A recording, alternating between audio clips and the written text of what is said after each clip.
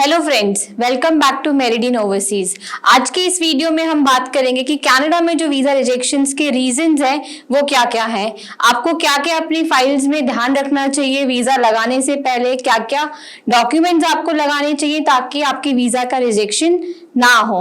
सबसे important document जो visa के लिए रहता है वो रहता है एसओपी, स्टेटमेंट ऑफ पर्पस। आपको भी पता है कनाडा में कोई इंटरव्यू नहीं होता है तो उसके लिए एक स्टेटमेंट ऑफ पर्पस लगता है जो एक सॉर्ट ऑफ इंटरव्यू होता है, बट उसको हम एक रिटन फॉर्म में लगाते हैं हमारी फाइल के साथ। एसओपी में आपको सारी डिटेल्स मेंशन करनी होती हैं, आपका एकेडमिक बैकग्राउंड, आपका प्रोफेशनल बैकग्राउंड, आप किस यूनिवर्सिटी में पढ़ने जा रहे हैं, कौन से कोर्स के लिए जा रहे हैं, उसी कॉलेज यूनिवर्सिटी में क्यों जा रहे हैं, उसका रीजन, आप अपनी होम कंट्री में क्यों नहीं पढ़ रहे हैं, आपका फर्दर फ्यूचर प्लान क्या है।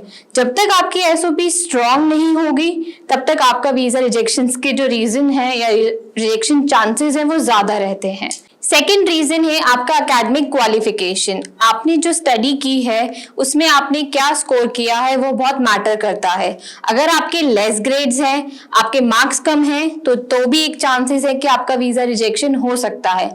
चाहे कॉलेज ने आपको एक्सेप्ट कर लिया हो, कॉलेज ने आपको ऑफर लेटर दे दिया हो, लेटर ऑफ एक्सेप्टेंस दे दिया हो, फिर भी आपके वीजा रिजेक्शन के चांसेस ज्यादा रहते हैं। तो जो आपके कोर सब्जेक्ट्स हैं आपको हमेशा ध्यान रखना है, कोर सब्जेक्ट्स के जो मार्क्स हैं वो अच्छे होने चाहिए जिस कोर्स में आप पढ़ने जा रहे हैं। ये एक इंपॉर्टेंट पॉइंट है, ये भी एक रिफ्यूजल के रीजंस में से एक है। तो जब भी आप फाइल लगाते हैं आप ध्यान रखिए कि जिस सब्जेक्ट में आपके मार्क्स ज्यादा हैं उस सब्जेक्ट से रेलेवेंट आप ऑप्शन चूज कीजिए, तो रिजेक्शन होने के चांसेस हमेशा कम रहेंगे। थर्ड पॉइंट है रेलेवेंसी। आप जिस कोर्स में जा रहे हैं और आपने जो पास्ट एजुकेशन ली है वो दोनों रेलेवेंट होनी चाहिए।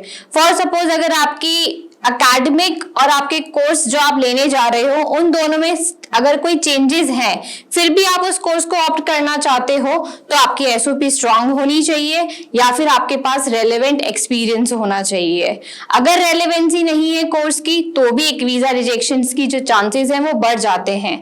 तो हमेशा ध्यान रखिए कि आपका कोर्स रेलेवेंट होना चाहिए, जिस कोर्स के लिए आप ऑप्ट कर रहे हैं वो आपकी पास्ट स्टडी या पास्ट आपका जो एक्सपीरियंस है उससे मैच करना चाहिए। रेलेवेंसी एक बहुत इंपॉर्टेंट पॉइंट है। जब भी आप किसी कंसल्टेंसी के पास या आप हमारे पास आते हैं तो आप हमेशा ध्यान रखिए कि जो आपका काउंसलर है वो आपको रेलेवेंट कोर्स ऑप्शंस दे रहा है या नहीं दे रहा है।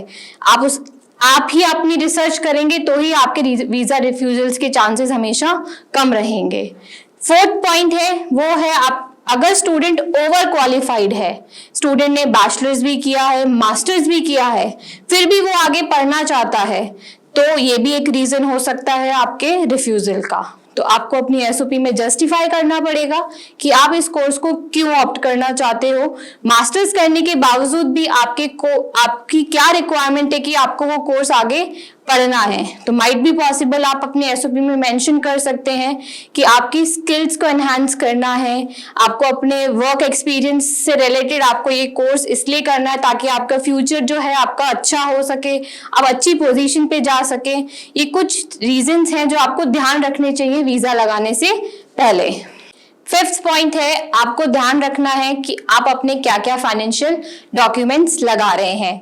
आपने चाहे 1 साल की जीआईसी पे कर दी है, 1 साल का ट्यूशन फीस पे कर दिया है, स्टिल आपको ध्यान रखना है कि अगर आप 2 साल के कोर्स पे जा रहे हो तो आपने अपना एडिशनल फंड्स दिखाए हैं या नहीं दिखाए हैं, आपने अपनी फाइल में क्या क्या आईटीआर लगाई है या नहीं लगाई है, कोई भी एडिशनल डॉक्यूमेंट्स हैं आपके पास जो भी आपकी फंडिंग स्ट्रॉन्ग करता है वो भी आपको ध्यान रखना है, क्योंकि फाइनेंशियल भी एक रीजन हो सकता है रिजेक्शन का।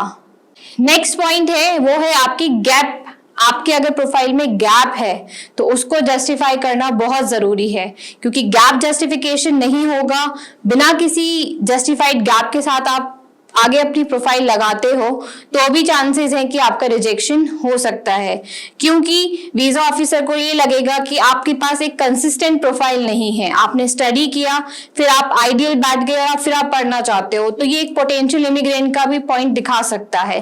तो आपको हमेशा ध्यान रखना है अपनी फाइल में ये कुछ पॉइंट्स हैं जो आपको हमेशा कंसिडर करने हैं वीजा लगाने से पहले। नेक्स्ट पॉइंट जो है वो ये है कि आपको हमेशा ध्यान रखना है आपकी जो पास्ट स्टडी है और आप जिस फील्ड में एक्सपीरियंस्ड हैं, अगर वो दोनों मैच नहीं करते हैं और अगर आप जिस कोर्स में लाना चाहते हो वो भी मैच नहीं करता है, तो भी एक ये रीजन होता है वीजा रिजेक्शन का। तो आप जब भी अपना कोर्स चूज करते हैं, ऑप्ट करते हैं, हमेशा ध्यान रखिए कि आपने जो लास्ट या तो जॉब किया है या एक्सपीरियंस लिया है या फिर आपने जो स्टडी की है, जो भी आपने उन दोनों में से पहले किया है उससे रेलेवेंट ऑप्शन आपको चूज करना चाहिए। उससे आपके वीजा रिजेक्शन के चांसेस कम होंगे और वीजा रिजेक्शन जो रेट है वो कम हो जाएगी, वीजा सक्सेस होने के चांसेस ज्यादा हैं। साथ ही फ्रेंड्स, आप हमारे अपकमिंग इनटेक कनाडा में मई और सितंबर की एप्लीकेशंस ओपन हैं, तो आप हमें कनेक्ट कर सकते हैं application02@meridian.org।